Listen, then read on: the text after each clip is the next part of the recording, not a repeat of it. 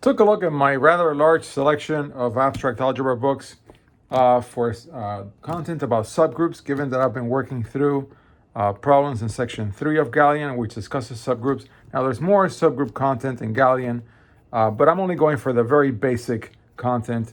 And also, what I'm doing with this video, and I'm pretty sure others, I'm not sure how sure I am, that I'll do, is I'm really shopping around for my second book. And I like to do that now, given that I did the 2 linear algebra books, and I really enjoyed that tour. So I think I'm going to get started with Galleon just to set up the scene. So this is section 3, and in section 3, Galleon discusses various subgroup tests. You know, what is the order of a group, what is the order of an element, and then goes to what is a subgroup. It's close under the same operation as the group, right? Yeah, it's itself a group under the operation of the bigger group. And so there's subgroup tests. The one that's really that I'm, and Galleon rightly so says, beginning students often prefer to use the next theorem instead of theorem 3.1. So 3.1 is really using a, b minus 1. So a and b are in H, then a, b minus 1 is also in H, or a minus b if it's an additive group. But in the case of the two-step, what he calls a two-step subgroup test, this is the one that I've been using for solving problems, which is you find a and b in H, you multiply a and b, and you check that it's in H. And you get a and H, and you make sure that the inverse is also in H, and then H is a subgroup of G. And there's all sorts of examples that are shown here. Interestingly, I find that Galleon picked abelian examples. Anyways, so, and then there's another subgroup test that says H, non-empty finite subset of a group G. H is close under the operation of G, then H is a subgroup of G, which is really the one that was stated to begin with here. And then, of course, there's all types of subgroups, like the generator A is a subgroup, and then the center is a subgroup, and then the centralizer is a subgroup. All the centralizers, because there's usually more than one. Okay, so that is Galleon. But then I was actually surprised that there are books that I'm not showing here, because I think I am surprised that some books did not have as much content on subgroups as Galleon did. I was surprised. But in the case of Pinter does have a section dedicated just to subgroups. And I lost the little marker. I took it out. I don't know why. It's page 44. Should not have done that. So in the case of Pinter, lays it out with a lot of words, right? Just describing what a subgroup is. And then has examples and some problems, okay? Including subgroups of functions. But in the case of Pinter, I really like that Pinter lays out the concept with a lot of words, although interestingly, Pinter did not go at it with theorems the way Galleon does. So I feel like, I don't know, it seems to me that I personally like the way Galleon laid it out a little better, but I'm always going to want to have Pinter in the background just because it's got problems with answers. But yeah, I think that's that. Then in the case of Freley, which I really like the way Freley did it, Freley goes at it with lots of good examples, also by showing the subgroup diagram, something that I'm sure Galleon does later on, but not at this junction, or juncture, I think is a word. So yeah, examples of subgroups. And then the theorem that Freley uses, I'm just going to read it. He goes through the definition of a subgroup, talking about improper subgroups.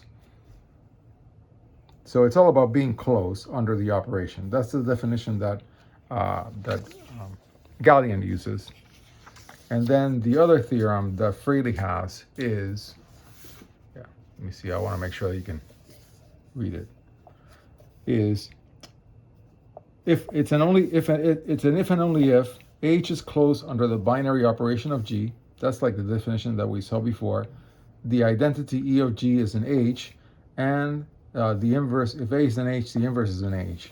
So it's similar to the two-step group test that Galilean had.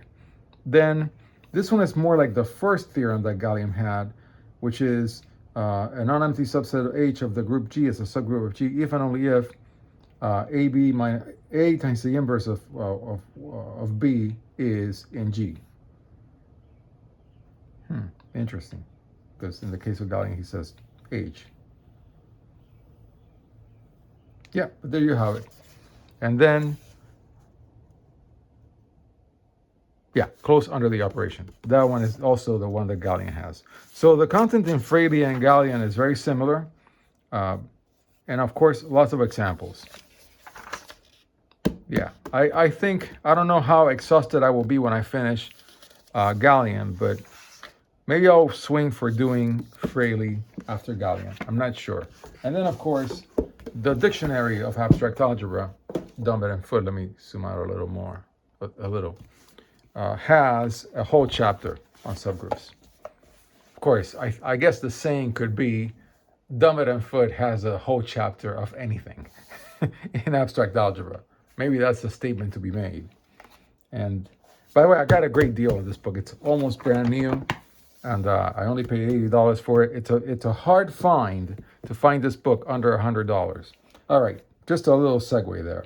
So yeah, in the case of Dumbit and Foot, there's a whole section, a whole chapter just on subgroups. Yeah, non-empty, and then under products and inverses. So this is like the two-step test that Galilean uses.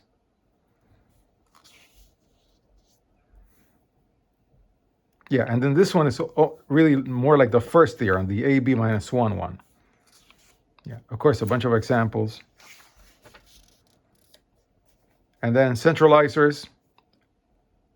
But in the case of Dumbit and Foot, they talk about normalizers, stabilizers, and kernels. And this material is not discussed in Galilean. And what are they? Let's see what they are. Well, we know what the centralizer is from Galilean, but then, and the center, of course, but then the normalizer is G, A, G minus 1. So it's a little bit like the diagonalization in matrices. So the normalizer A of G in the set N of the group G for A is G members of G. I mean, little g is members of the group G. Ga times the inverse of G is equal to A. Yeah, so similar to the diagonalization in matrices is the normalizer, with a bunch of examples. And then for stabilizers and kernels of group actions, this is all new to me.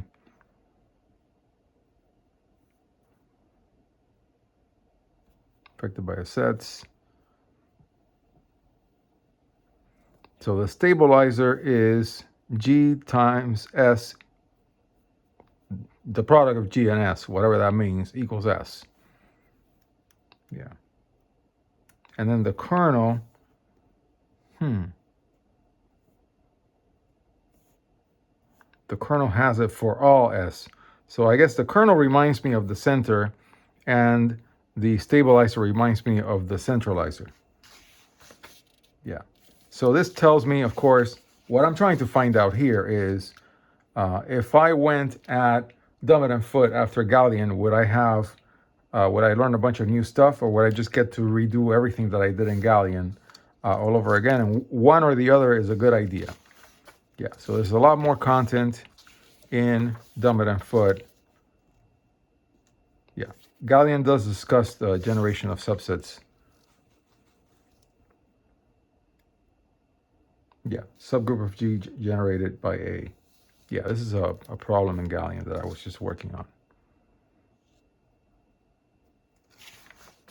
Yeah. And then the lattice of subgroups. This is going back to what Freley showed, which I liked. which was these lattices. Yeah. Yeah, all these lattices, which I guess at some point Gaussian will discuss. Okay, I'll leave it there.